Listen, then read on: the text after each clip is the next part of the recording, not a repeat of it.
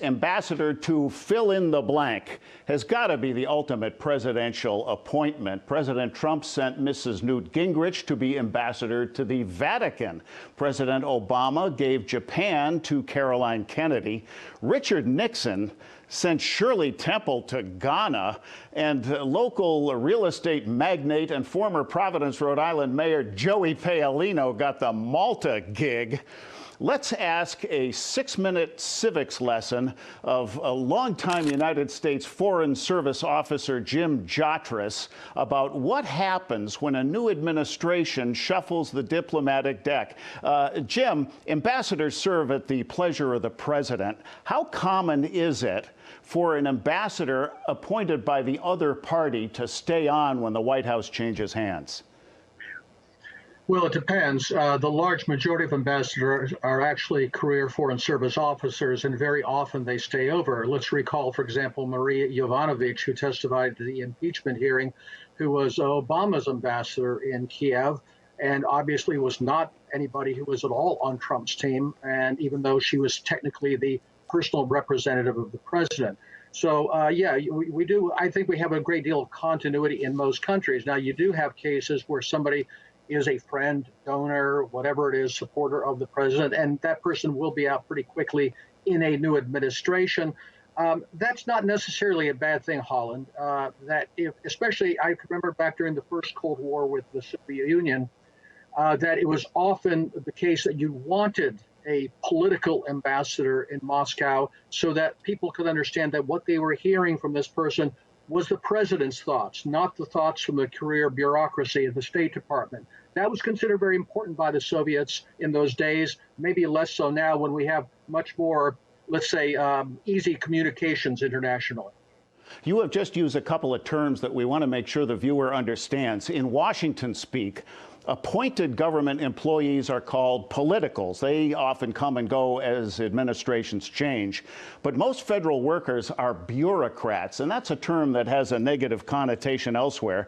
But in the Washington area, there are several 100,000 career people, to use the term you used. They keep the lights on despite who's president. Among ambassadors bowing out as President Trump was coming in was Caroline Kennedy, who wrapped up in Japan in January 2017. In March, the president appointed William Hagerty to replace her, and Hagerty took over in August. In between, in June, 7 U.S. Navy sailors were killed and several others were injured when our destroyer USS Fitzgerald collided with a Philippine-flagged container ship 80 nautical miles off Tokyo. Jim, anticipating whatever lead time is built into Senate confirmation, isn't making these moves a priority for any presidential transition? To tell the truth, Holland, no, I don't think so. To start with, I must say I disagree with the notion that we are necessarily looking at a transition. I think that's likely, but one never knows. That we are now in an extremely divided country, that the prospects for the future are very rocky any way you look at it. So we'll see what happens in the next few months. But assuming Biden does take the reins, or more properly Harris or whoever the forces are behind the both of them, no, I don't think this is actually that big of a priority. That whoever is there will act as a caretaker until a new personality is there. A lot of it now does come from the career Foreign Service. There are an awful lot of emails and phone calls that go back and forth to give instructions to the ambassador. So there is usually less and less leeway for the ambassador and his or her personality in the conduct of relations with the foreign government. Posts like the Vatican or Malta sound like pretty sweet gigs, but where in the world is the choice of ambassador trickiest right now? I think it's always going to be with the big boys. It's going to be Moscow and Beijing. And I would not be surprised if both of those stay within the hands of career Foreign Service officers, because there will be a high degree to which they want basically somebody who can perform the by the book tasks of diplomacy, which are fairly minimal, to tell the truth, with respect to Moscow.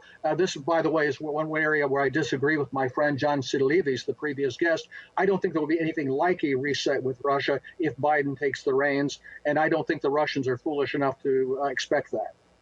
When a new ambassador takes over, we often see a TV news video of the ambassador presenting his credentials to the country where he will now be stationed. Do countries ever reject the ambassador we sent? Can they?